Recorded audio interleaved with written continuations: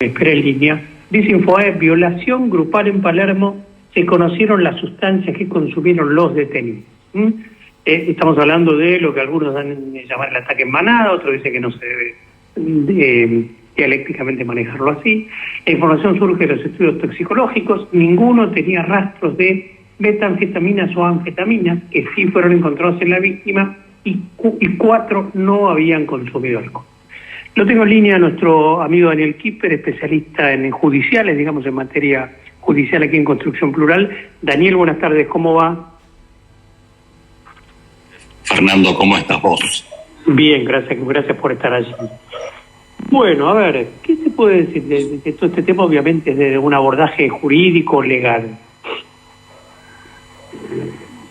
Sí, desde el punto de vista sociológico, obviamente es poco lo que se puede decir. Totalmente. Para tratar de entender el comportamiento de estos sujetos. Desde el punto de vista jurídico, podemos hacer un análisis sobre la problemática que representa para los operadores jurídicos la correcta calificación de los hechos o del hecho. Uno de los problemas que escuché, decía una abogada por televisión, es que de las imágenes filmadas no se advierte ninguna forma de violencia por parte de los imputados. Al respecto, cabe aclarar que no comparto esta opinión de la abogada, porque con la reforma que hubo en estos últimos 25 años en este tipo de delitos, no se consuma el abuso sexual únicamente por cuando se utiliza como medio la violencia, sino también cuando se aprovecha la incapacidad de la víctima para, por cualquier causa, para consentir libremente la relación sexual. Aquí, en estas reformas que hubo en los últimos años, se modificó el tema, el término resistir por consentir, porque lo que se quiere es que la víctima tenga la capacidad de dar su consentimiento a la relación sexual. Según parece, yo no hago crónica de la causa judicial que no conozco, sino tomo la información periodística, la víctima había sido drogada por estos sujetos, se le aplicó, se le administró una sustancia que le habría impedido prestar un consentimiento válido. De modo que el hecho que se observe o no violencia en los videos que se han expuesto públicamente no resulta un dato relevante desde mi punto de vista. ¿Cómo es saber esto? ¿Me repite, perdón? ¿Cómo es esto, los videos? Es decir, que no resulta un dato relevante el hecho que no se observe signos de actitudes violentas en los videos por parte de los imputados, porque lo que sí se observa en los videos es que la víctima no tenía la capacidad para consentir libremente mantener relaciones sexuales con estos sujetos. El otro problema que advierto que va a generar dificultades con la calificación legal es que este tipo de delitos históricamente se lo ha considerado de los delitos, lo que la doctrina llama delitos de propia mano, o de propia mano, ¿no?, en español. Ajá. Es decir, ¿quién puede ser autor de un delito? En general, la respuesta es cualquier persona. Sí. De manera excepcional, puede ser autor del delito únicamente quien reúne determinada calidad.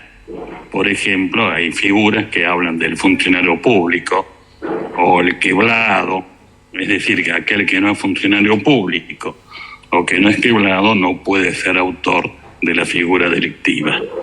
Y hay otros delitos que por la forma de redacción de la figura penal exigen que el autor ejecute por sí mismo la acción prohibida.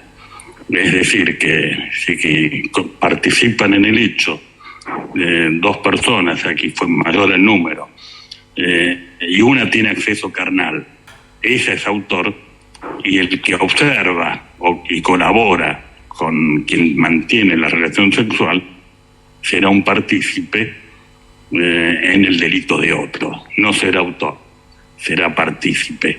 Fíjate la diferencia, para dar dos ejemplos, un ejemplo claro, ¿no? Si 6 personas concurren a un banco a efectos de robarlo, los 6 son coautores. Aquí, en cambio, hay 6 personas, una tuvo acceso carnal, es autor. Los otros 5 son partícipes en el delito del otro, que según el grado de participación serán necesarios o secundarios. Esto habrá que evaluarlo en función de los hechos y pruebas que surjan de la investigación del expediente. Ahora, el caso parece estar planteado también que al concluir uno el coito, dejaba lugar a otro, que mantenía un segundo coito con la víctima. Entonces ya tenemos 2 autores y 2 conductas. Y parece que una vez que el segundo concluía su faena, dejaba lugar al tercero, quien a su vez tenía una tercera relación, un tercer acceso carnal, con lo cual tendríamos 3 conductas diferentes. Y esto nos lleva al problema también del concurso, es decir, cuántas delitos se cometieron. Debe aplicarse en las reglas del concurso ideal, debe aplicarse en las reglas del concurso real. Podrá invocarse que hay una única conducta y que por lo tanto, porque hubo una única unidad delictiva, y esto va a depender en parte de situaciones de hecho y en parte de valoraciones jurídicas.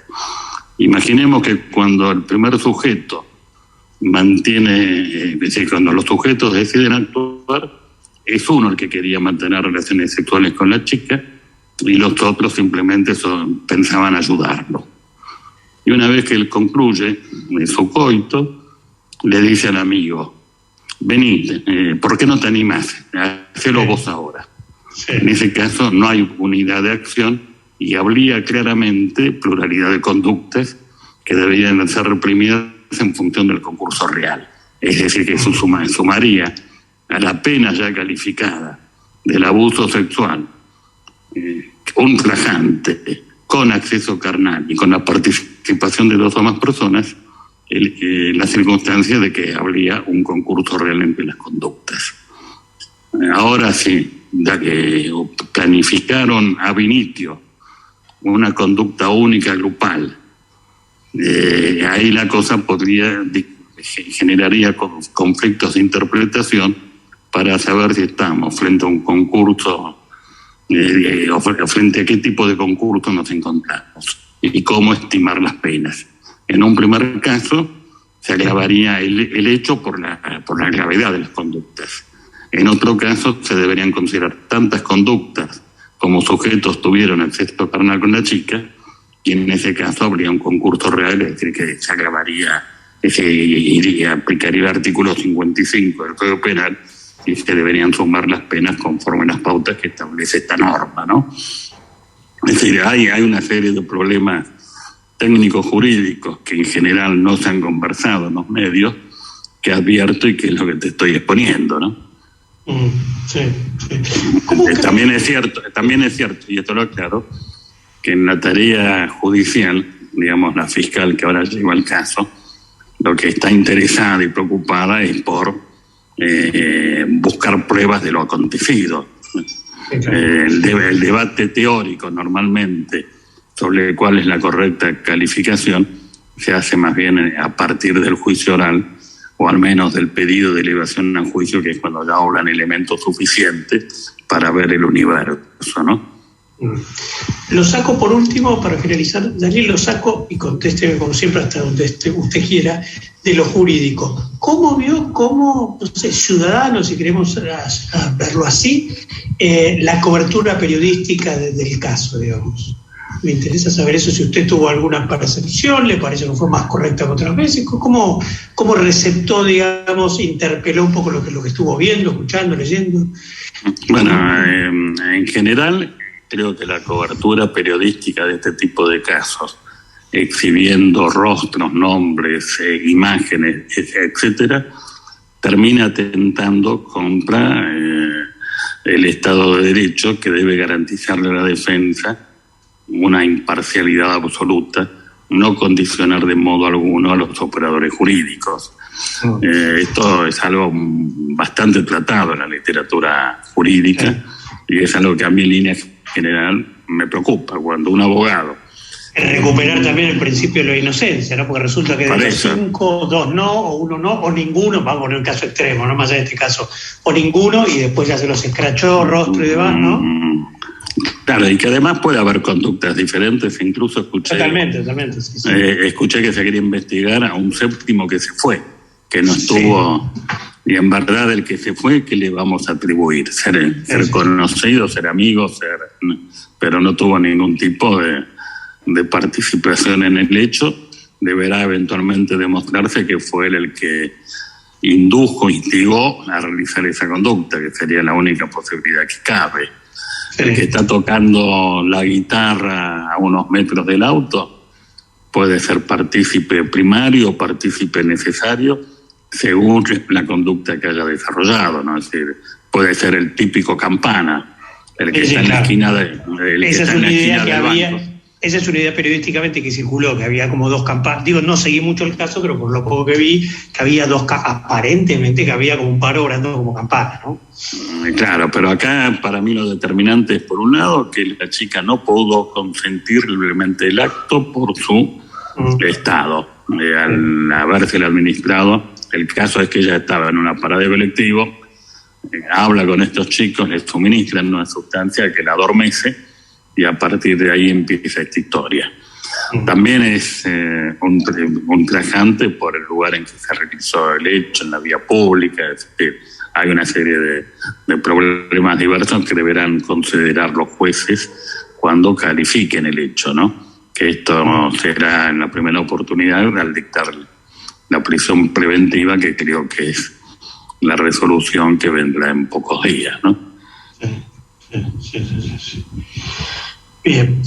Bueno, Daniel, muchísimas gracias como siempre. Tocamos un tema de actualidad, no tiene que ver con lo que hacemos habitualmente, temas políticos y demás, pero es un tema social, es un tema consciente y siempre es bueno tener un poco en claro, poner un poco en autos al oyente y especificar, digamos, lo que corresponde a técnica jurídica y lo que no, e incluso, como en este caso al final suyo, criticar a veces cómo se manejan los medios, partiendo de que ya se condena automáticamente, y en esto no estamos de ninguna manera, ni usted ni yo, desde ya el oyente lo sabe, eximiendo a violadores que merecen la mayor de nuestro repudio, condena y censura, pero digo sí a veces tratar de preservar o cuidar el Estado de Derecho sin atribuir, ¿no?